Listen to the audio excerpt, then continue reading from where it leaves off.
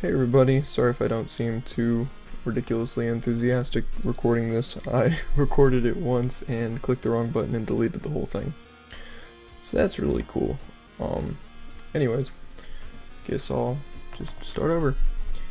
So last video I went over my code for breaking apart sentences and based on the words and all that. So you could say like bean, and it would say, hey, bean starts with a B and has 4 letters. That way you could go into the repository, say 4 letters, B. Wow, it's the word bean. Cool. That was a kind of cool, sort of clever way of doing it, I thought. But as far as the synthesis, it makes a lot more sense to do it based on parts of speech,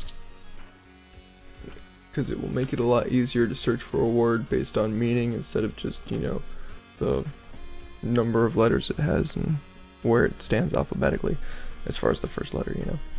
I think for recognition this repository will still be useful, but as far as speech synthesis, this is where it's at. So far I have just a basic setup with a slot for verbs, nouns, and the nouns are divided into person, place, and thing, concept. Interjections, lots of those. But, and greetings. So, what's the point of this? Well, first I'll show you. I got is text-to-speech working. So, I've downloaded a voice offline. Can't remember where I put it, or where I got it from. If anybody wants the link, I'll post it, just ask, but it was free. So what do I say? I'll just say I am Jarvis. I am Jarvis. Cool, good to know. So I got rid of the old word processor because it could only have, I think the last setup I had it set up for was up to 2 words. And I could make it do multiple, but it would require pretty much massive restructuring. Plus, any words you put into it could only be up to like 15 letters long, which is kind of a dumb way to do it. I mean, I don't really anticipate using words that are longer than 15 letters, like, probably ever, but just, it's nice to have the option. So, new version. The sentence decimator. A little bit better than word processor, I think, as far as the naming department. It's a shorter code, works a lot better, it's a lot cleaner, and I'm not talking about the organization here. I just kind of kept it all spread apart for testing so I could figure out what was what. But anyways, you can put as many words into it. It'll tell you how many words it has. It'll tell you the number of words per letter, or letters per word, sorry, and all that. So you can say the beans will take over the world and everyone will be sad. It's 12 words, counts the letters of each one, lickety split, just like that, bing bang boom, ta-da. I was pretty proud of that. So now I can have infinite words, so I could say like this one will be really long. Wow, look, up to 30 letters. Well, that's just, you know, what I put in, but you can go, I guess, pretty much infinite. Like, I don't know why I keep closing it, I can just redo it, but anyways. Wow. Kind of not really a huge necessity, I guess, but it's nice to have it. Plus, it's just a lot cleaner of a code and easier to work with. So, after doing that, I made the noun selector and placer, which basically it goes into the nouns folder in the speech synthesis repository.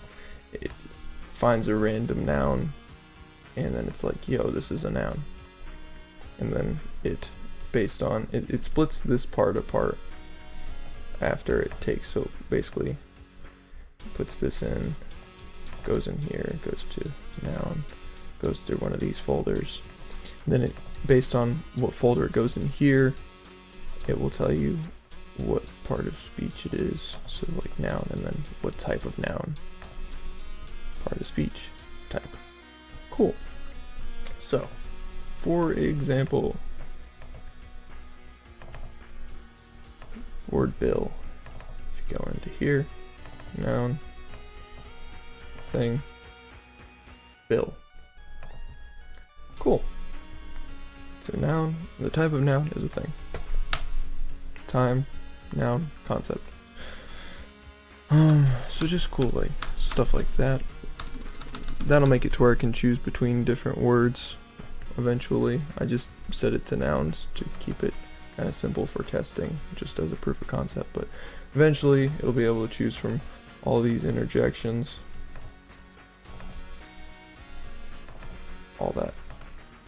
And then also greetings, you know, different, just where it's not saying the same thing over and over and over, just stuff like that. So my plan is, once I get the speech recognition working better, you'll be able to talk to it, it'll be able to look through these words, and I need to find some way to bridge between this and this to where there's not just a bunch of repeats, but we'll burn that bridge when we get to it. But once I get better speech recognition, my plan is to just, and then, you know, better comprehension code, I guess. Then you can just talk to it. If it doesn't know a word, it'll put it into the folder. It can ask you what it is. So, for example, made this code. What word should I learn? We'll say pen. What part of speech is pen? It's a noun. Alright, so what type of noun? It's a thing. So now, I now know that a pen is a noun referring to a thing. Cool, but typing kind of sucks. So why not, when there's speech recognition, and then Vocola. With Vocola, which is free, because I'm broke, you can go in, and if you have a command that isn't working, you can change it manually. I was saying hey Jarvis and it was detecting a Jarvis, so you can change that. I was saying Dylan, it was detecting Bill, and I was saying ploy in the first take of this, and it was detecting, or I was saying play and it was detecting ploy, sorry. So, now, combining the text-to-speech code, and then the code to put files in here, you can now What word should I learn? talk to it. So we'll say pencil, pencil, enter, What part of speech is pencil? noun. Sorry, it was detecting itself speaking, which I need to figure out a way to fix that, but it's still, you know, a testing thing. But. Noun, enter, What type of noun is pencil?